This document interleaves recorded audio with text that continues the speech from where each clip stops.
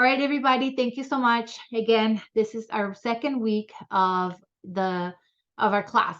Our class is to master your mind, right? Mastering our mind so that it doesn't master us, or learning the art of digging into your subconscious mind so that we have control over our lives. Today, we're going to be talking about the mind. I want to give you a warm welcome to the YouVision platform if you are in the YouVision platform, as well as to my class. My name is Carmen. I am originally from Mexico, but I came to the United States when I was 15. That was 25 years ago. Do the math, right? I just gave out my age. But it has been a learning experience for me since I came here. A lot of challenges had transpired in my life that has brought me to this topic, right? This topic that I am very passionate about. There are three main topics that I am very passionate about. One of them is the brain, the structure and its functions. The other one is the mind, that includes the conscious and the subconscious part of it. And it's about writing. And writing is, for me, a form of therapy, something that has been proven in my own life to be very successful. I am a 2 times best-selling author, and I use writing in all of my workshops, in all of my master classes, in everything that I do with my clients. I encourage them always to work, because for me, writing is, like I said, a form of therapy, but it's more than anything, it's a blueprint that you are beginning to form for your own life, for your own self. And I think that when you write something in the future, when you go back to your journals and you look at it, you are able to see the exponential growth that you have done, right? You're able to see how much you have overcome. So at those moments when you hit rock bottom, because rock bottoms come in so many different shapes and forms at different times of our lives, even if you're running a successful business already, you have something to look back on and be grateful for, of how far you come. So I find journals a keepsake, but more than anything, something so personal that reminds you of your story, of who you are and how far you've come. So without further ado, we're going to get started on our slides. And I spend quite a bit of time, ladies and gentlemen, to create my slides. I hope they are of your liking, and I think that I just closed my slides somewhere. Okay, here we go. Let me find it over here. I was so excited that I ended up shutting off my slideshow. All right. So just a little recap from last week. Okay, here comes a little recap from last week and all the wonderful stuff that we covered. It was a lot of stuff that we covered last week, y'all. If you missed it, I'm sorry, but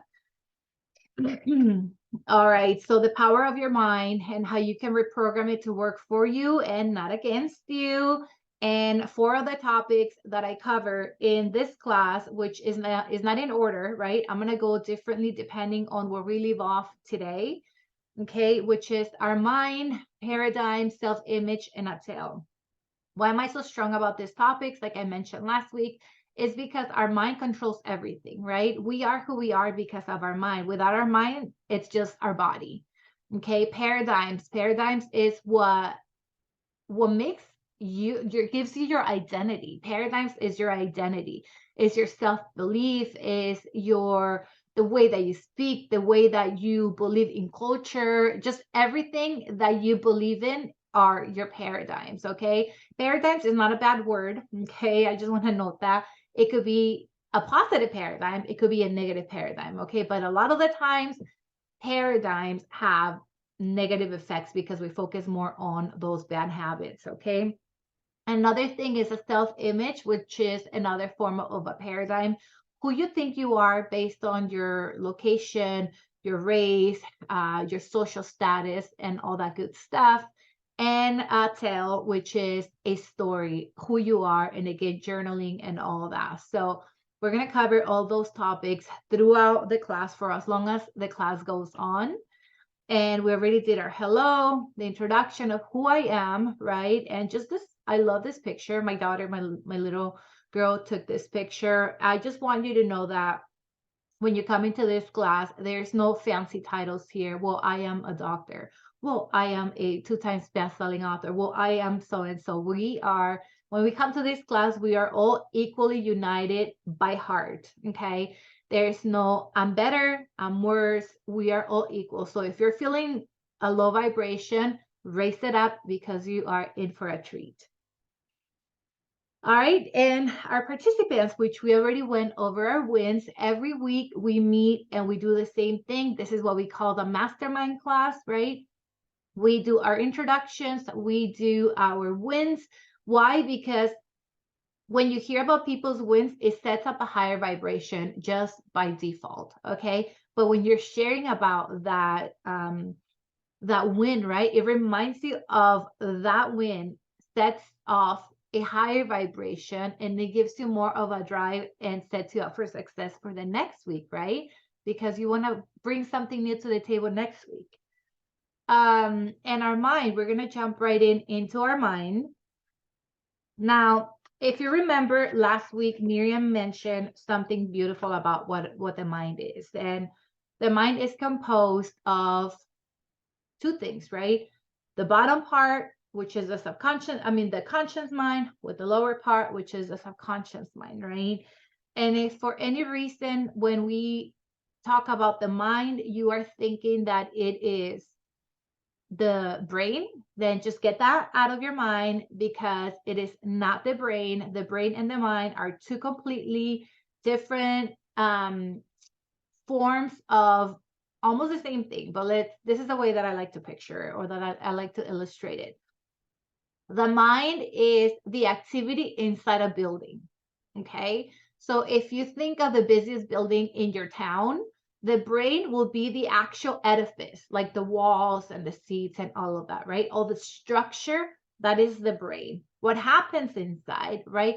The phone calls, anything, all the people that are making the building run, that is the mind. Okay, now we don't have an image of the mind. Nobody has seen the mind, right? I find the mind, or I like to also put it as energy, just how you cannot visually see energy, right? Well, unless it's on a thunderstorm, right? But normally you don't see energy, right? You feel it if you get shocked when you touch something, right?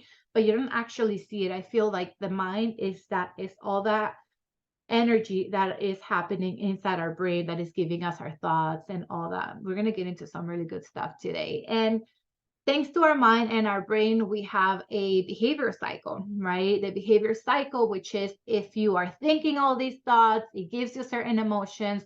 And if you have all these emotions, you get this drive to take action, right?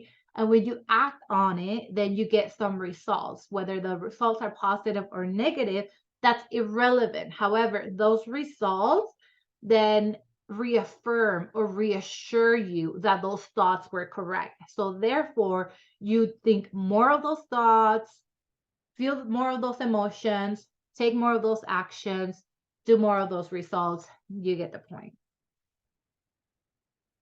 And then over here, just like I just mentioned, our mind is energy, right?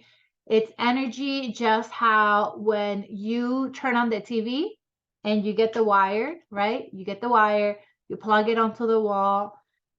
Energy is not the wire, and energy is not the plug on the wall, and neither is the wall. Is the actual current, right? That is transferring, or it's traveling through those wires, right? So that's our mind. Beautiful thing, beautiful topic. And so I want to share with you in here what happens inside our mind. So these right here are our connections in the brain, right? This is what is happening in our mind. And though this is not the mind, I will say, or I would love to understand our mind to be what happens, the invisible force that happens all in here. While all these right? Well, all these connections, which I'm going to give you the right name for it right now, but all these connections, right? Inside all that activity in there, all those electricity that you see traveling through those wires, all that is our mind.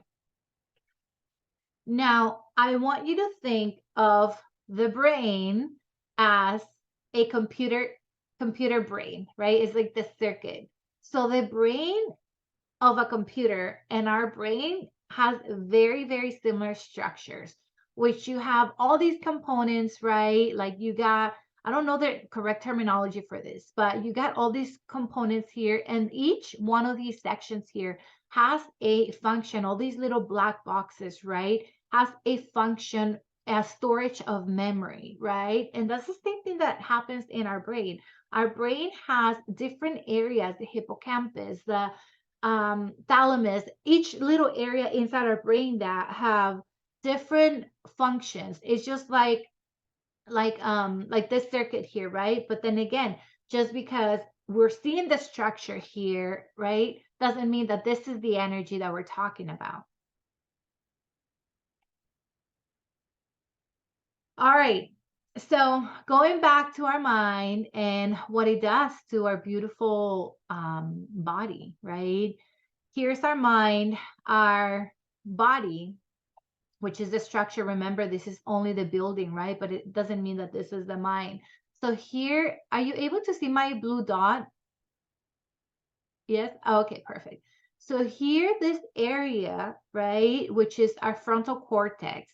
Our frontal cortex is where the what the conscious mind lays in, right? This is all the activity of our brain, of reasoning, right? Is when you get the information that goes from outwards to inside, right? And it comes from all this orifices, which is the eyes, the smell, the taste, the touch, if you touch the skin, the ears, if you're listening to something, right? So all that information that we're receiving, it goes here, right? And then from here, it gets transformed and it gets sent to the cerebellum, which is back here, right? And so this is all of our emotions. This is where we store the emotions. This is the part of our brain that acts on automatic. Okay, this is acts on automatic, and based on this, it sends out all these signals to all these beautiful nerves that we have in here, and therefore the body takes action, right? It goes and does whatever it needs to do. And then once you get the results that I was saying, then it brings it back as a form of information, of vibration, and then our bodies, right, take that information and relate it to the brain, and then the brain does what? The same exact cycle. Okay. All right. So now here goes more. This is my graph that I made. Don't laugh at it. Okay. So this is our brain, our head, okay, right here. And then this is our body. We have our hands, our feet, right? The reasoning goes through here by forms of vibration, by forms of information, a little bit of physics here. Remember that in life, everything around us is vibrating. Everything and nothing is actually solid, right? If you look at everything at the molecular level, everything, the atoms, they're not actually bound together, right? They're vibrating very close together because they're attracting each other. Why are they attracting each other? Because they're vibrating at a certain frequency that matches the other's frequency. So they're vibrating together, right? That information from anything, from any sort of anything that you look around us has a frequency, right? When we are vibrating at a certain frequency, okay, when we're vibrating at a frequency, we're attracting that. So let me put it on these terms of a radio. Sometimes a radio, we not sometimes, I'm thinking like if you listen to the radio, you go in your car and then you want to listen to 97.9 FM. Okay, I'm just giving a random station. You go to the car, you turn on the radio, 97.9. Why do you go to 97.9? Because you want to listen to music that it's being played on 97.9, right? But if you want to listen to music that is playing in, I don't know, 93.7, right? You know for a fact that you're not gonna turn in the radio to 97.9 when you want to listen to music that 93.7 is playing, right? Why? because the frequencies are way off, right? So in order for you to listen to 93.7, then you got to move the volume down and you got to match that frequency, right? So then that you can listen to their music, and vice versa. If you want to listen to the music from here, then you got to raise your vibration to the music from here, right? So there's a chart that I'm gonna bring with you next week that I actually that I completely forgot to add it in my slides that I just remember, which is a table of frequencies. So you can perhaps Google it, right? And it tells you what the levels of frequencies that we are, and they are, I mean, they're endless, the levels of frequency, right? So for those who are familiar with the law of attraction, the primary law that makes the law of attraction happen is the law of vibration, but the law of vibration gets a little bit complex. So the easier way to just explain it is by saying the law of attraction, right? You think it and it comes to you, but there's actually the science behind it, why it's coming to you, because you are thinking those thoughts and you are putting yourself at a certain frequency, and therefore anything that vibrates at that frequency, you are attracting. If you are thinking one day, like let's say, oh, I want to get a blue Lexus, right? And then suddenly you start seeing all these Lexuses. Why? Because you had already put it in your mind.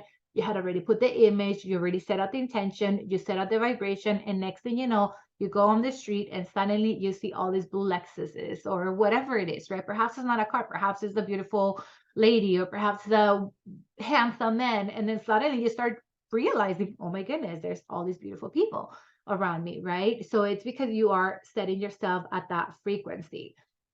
When you get that information, it brings it back to your reasoning, right? So you take it, okay, there's a blue Lexus that I can be driving, excuse me. And then you go into the emotions. Then now you're getting emotionally involved with it, right? When you are getting emotionally involved with it, what is happening here? You're starting to imagining it, right? You're starting to use a faculty, like a higher faculty that animals don't have, right? You start to use your imagination, right? Then you start to think of ways of how you can get it, right? And then what happens? You start acting out on getting it, right? You start creating a plan, writing down a goal, finding that extra job, or perhaps thinking of that extra client, whatever it is that means that you start taking action to get that car. When you get the car, what happens? That's the result. Then what happens after that? Then um that reassures, right? I lost the word. That reassures you that what you did was right. Now your brain is thinking, if I thought those thoughts, is not thinking it this way, but everything is happening massively fast that it's already thinking. If I was thinking those thoughts, I was at this level of vibration, I took action, I got the car, now I'm driving it, it feels good. I want more of that dopamine release. What can I do next so that I can continue to feel good, to get these results? And then it comes back up here again, right? Because why? It was perfect confirmation by you getting the car. But it works the same thing on the opposite way, right? Let's say that you want that Lexus and your thought is not, I can afford it, right? So it goes to your reasoning. That is a lot of money. I don't think I can afford it. Your feelings, I can't afford it. It's just too much money. Like, I'll be crazy if I buy it. Your actions, you don't take action, right?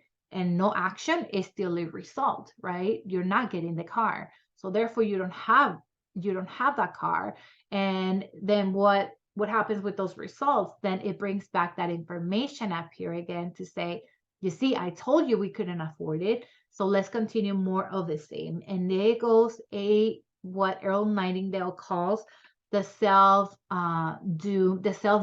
fulfilling cycle. Why self-doom? Because we're dooming ourselves by our own thinking, right? We're dooming ourselves by we're dooming ourselves if it's negative, but we're blessing ourselves if it's positive, because what goes around comes around, right? And I know that sounds very cliche-ish, but it's true. The energy, that the output, I'm a teacher with kids, so and parents do. So I always tell them when they are in my classes, I'm like, remember, your input in class is your output, right? So what you put in, the energy of level that you put into whatever it is that you're doing is gonna come back to you, right? In the same exact is the law of polarity, right? The law of cause and effect. Everything that goes out comes back exactly the same, if not stronger. So my question for you is, what are you putting out in the universe? And so that's pretty much what I call it, behavior cycle. There is other terminologies for it out there. Me personally, when I started to study Bob Proctor, his teachings, Napoleon Hill, The Power of Your Subconscious Mind, which is like such a beautiful book. When I started to study this, I understood it this way, and this is the exact way that I am teaching it. So I hope that is making sense to you. All right, so here we go, another graphic. So thoughts yield feelings, feelings yield actions, actions yield results, and the cycle goes back again. Negative thoughts, negative feelings, negative feelings, negative actions, negative actions, negative results. But you can always change it, right? And remember, it's all about attitude. All right. So something that I want to share in here real quick. Just hold on. How can I, oops, sorry. All right. So why is it easy? Why is it that some people set goals and achieve them readily easy? And why sometimes other people, they pretty much don't achieve those goals easy, right? Why is it that sometimes some people, they can go to the same school, they can go to just have the almost just about the same exact life. And why is it that when they grow, one of them will be rich, the other one will be broke? Why is that? Does anyone have an idea? Miriam, I open it up for discussion right here. If anyone wants to pitch in.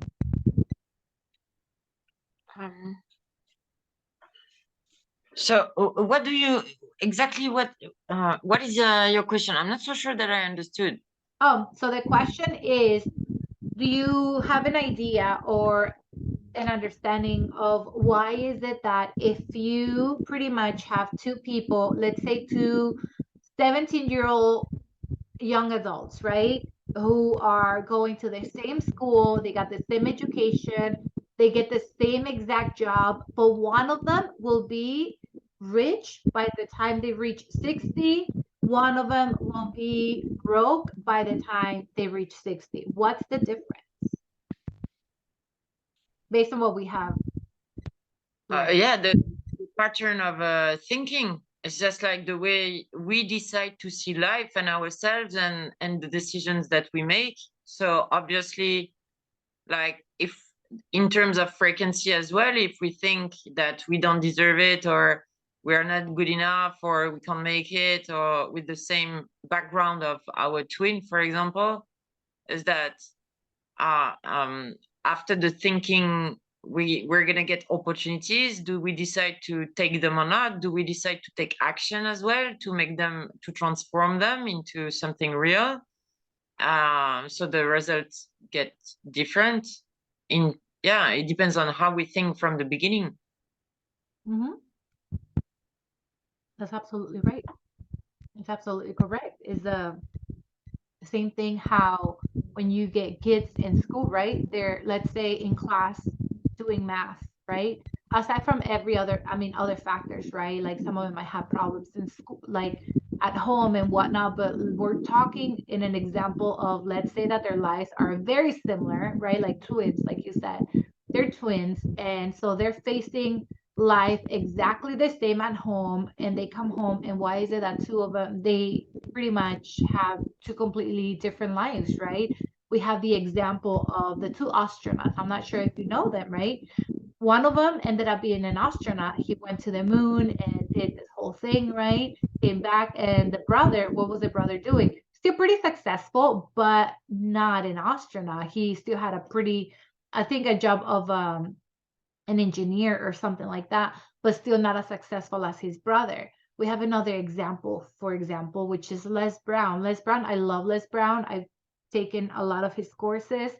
And he says he has a twin brother, right? And his story is that he was born from a mother that pretty much had them in Liberty City in Florida in an abandoned building on the floor. Two twin boys who were adopted by Mrs. Mamie Brown. I don't know her name, but that's how he refers to her by Mrs. Mamie Brown. And Mamie raised these two boys, right? One of them turns out to become one of the most influential speakers of all time, using his story to empower people, while the other one went for the job. And not that there's anything wrong with jobs, if that's like that doesn't define success, right? Which is a whole different topic. Success is whatever you want to do when you thought that's what you wanted to do, and if that's what exactly that you're happy doing it, then hey, you're very successful, whether you make $1 million or 100,000 a year, right? But my example here with Les Brown is that for him it was his mentality. Since he was little, it was always that mentality of wanting more, of doing more, that mentality of not using his story for people to feel sorry for him, but to use the story to empower people, to say, just because it happened to me doesn't mean that it happened to harm me, right? It happened for me to empower people. And for him overcoming that, right? And not just that, but also hiring the right people, right? Because as you know, this journey can be very challenging if you do it alone, right? There's a lot of trial and error. There's a lot of self-doubt. There's a lot of people that we are bumping into that perhaps don't have our best interest. They see us trying to become something or someone, and they want, we take advantage of whatever, right? I mean, I'm just speaking from my personal experience, things that happened to me, but it's wanting to put your right mindset and say, hey, I want what that person has. Can they teach me? And there's always a price for it. Because remember, if you are learning, you don't place the same value when you invest money and time as when you just get it completely free. Like, here, check it out. Most of the times it doesn't really work. For some of them, it does work, right? But there are a lot of people who place more value on things that they actually invest something in. And that's exactly what Les Brown did. Les Brown invested in coaching, invested in seminars, invested in finding the right training in order to become the person that he became, right? And I think that we as coaches, and I'm going to speak for all of us, we had to go through a training period also, if you will, of us wanting to define what it is that we wanted to do with our lives, whether this was the right path or not. But we had to get the help. We had to hire the coach. We had to invest in that course. We had to invest in something in that program, in learning more, right? Why? Because that information, what is it doing to your mind? Is enriching your mind, your conscious mind, to say, I can. And if you can, when you tell yourself that you can, then it goes to your subconscious mind. So remember, the brain, right? The conscious mind with the subconscious mind, there's a gate in between, right? The conscious mind is the guard, right? Guarding all the information that is coming in. And sometimes there's that information that creeps in that's like, okay, this is safe, open the gate, and feeds it right to the subconscious mind, right? A lot of the time, or not a lot of the times, but sometimes that information can be negative, right? So it goes back to the subconscious mind.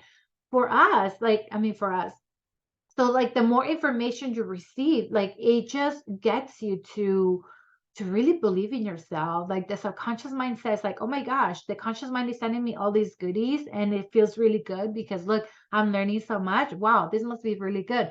Hey, let me tell the body to go ahead and take action on A, B, and C, right? And then again, going back to the results, you get all these beautiful results, and then you continue to do it, right? At this point, it wouldn't be a self-doom fulfilling cycle, but more than anything, like a self-blessing cycle. All right. So moving along. All right. So the process of how we inhibit our behavior is normally through patterns, right? Paradigms, beliefs, alter ego, behavior. It has like so many different names, right? But at the end, it all falls under the same category. Is the information that you're allowing to come to your cortex, to your cerebellum, right? To your lower brain, to your emotional brain. And it's creating those self beliefs, those limiting beliefs, or those fulfilling beliefs, whichever information you're bringing, and it's allowing you to get conditioned to become the person that you are today. Something for you to geek on that I'm gonna let you, if you're not familiar with this is already jumping a little bit more into the psychology part of it, which is Pavlov's experiment. And Pavlov, he has this beautiful experiment with a dog and food. And so he talks about this five he talks about this five ways that you can condition your brain, right? There's a bell, there's some food, and there's a dog. And so he's like, okay, let me see how we can condition this dog to salivate before he eats his food, or how can he know that the food is coming.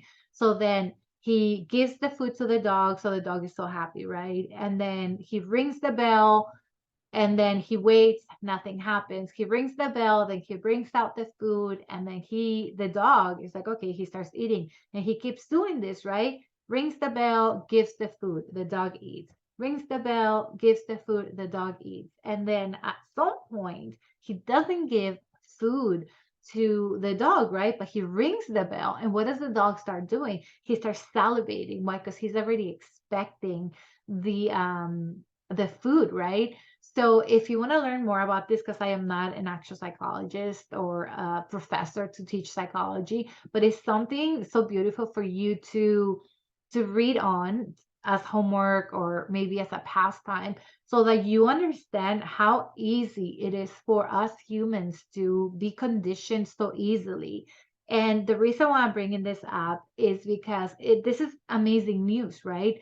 That means that you are able to condition your brain, right? You are able to break habits. You're able to, like, just the same way that you became addicted to something, you can get out of that addiction. Let me use myself as an example, right? I smoked cigarettes since I can remember. I was so young in Mexico, and I hung out with a bunch of smokers who were older than me, and I was young. I was like 12 or 13, and I picked up the cigarette, and it became a habit until I turned 16 or 17. So from 16 to 17, I smoked all the way to my 30th birthday. All these years smoking with a habit where I can't never break. I can't break it. Well, I'm a smoker. I've been a smoker my whole life. Perhaps you relate. Well, it's so hard for me to smoke because I started when I was young. Well, you name it, I said it all. And at one point it was like, okay, am I going to do this or not? Stop the BS about whether I can or not. Am I going to quit cigarettes or not? It was just that question that I asked myself. And this is before me actually studying anything about the brain. This is before me studying anything in regards to anything that I'm teaching right now, right? So I told myself, I'm not going to smoke. And somebody said, well, if you chew on a straw, it will, if you just do the whatever. I was like, no, I'm just going to quit because I want to quit. And I'm going to keep telling my brain that I can. And I'm going to tell my brain that this is not an option for us anymore. And I'm going to have to suck it up. And that's that. And so I remember that Tuesday. It was October 2013, end of October. And I remember sitting there wanting to take a puff of my last cigarette. And I said, okay, am I going to do this? Or am I going? So I lit up the cigarette. I took a puff and I said, this is going to be my last cigarette. And I said, if it's going to be my last cigarette, why do I have to finish it? If I want to quit, I need to quit now. So I remember I turned it off, I threw it in the trash, and I said, no more. What did that do to me? That actually did something amazing in my own personal being, because that allowed me to understand something, that when you want something bad enough and you tell yourself that you can do it and you give yourself the confidence, you can do anything. Like, seriously. Like, if I can, you can. Any addiction, anything. And I know that it goes deeper a lot of the times into like harder um drugs, right? But at the end of the day, it ends up being in one choice, whether you want to quit that behavior or not. It doesn't matter what behavior it is. Like, you can recondition yourself to be a normal human being, a respectable member of society, a respectable coach, a published author, whatever it is that you're trying to accomplish, you can absolutely 100%, and I'm telling you from personal experience, you can recondition your own brain. It's called neuroplasticity. And this is our brain. Just a quick, just a little bit of information of what is going to go down next week. This is when I mentioned earlier, I said I'll give you the correct name of all those connections in the brain. This is our brain. Our brain is it has billions of axons, right? And neurons, I'm sorry. Our neurons are our brain cells, okay? Like this one right here, this is a neuron. And these beautiful cells have the most amazing job. Like these dendrites right here, which are like little fingers. These communicate with other dendrites, right? This listen to the information and they take the information from the neighbor neurons, they bring it down to the axon right here, which is where it goes through this wonderful path and it brings the signal. Now, remember, information in the brain is frequencies of energy. Different frequencies of energy carry different levels of vibration, okay? So they travel down to here to this beautiful delivery paths. And right here, what happens is like the most beautiful thing happens. Let me show you. This is what happens here. At the end of each one of these nerves, okay, this right here, this is the synaptic canal, right? So the synaptic canal, those are all those little informations. But do you see how like even inside our brain? So this right here is the ending nerve cell. So it makes sense of here. Okay, so you have one ending nerve with the other one, right? And in between is a synaptic canal. So when one neuron shoots that information, this one receives it and it sends it back to another neuron with the same dendrites receiving the information. Super cool if you ask me, right? Now, our brain is filled with what? With a bunch of chemicals. What kind of chemicals? I mean, dopamine. There's a bunch of them. Okay, I'll bring you a list next week when we talk about it. But it's super cool because this just reinforces, right, how we think we are. Just in case if you are doubting whether we are really bound together by cells, we're not. Not even our brain cells are bound with anything. They are only they're only apart, sending all that information. But we're going to touch more on this next week, which I'm like really passionate about. And again, I'm not taking credit that I am a psychologist, a neuroscientist, or anything like that.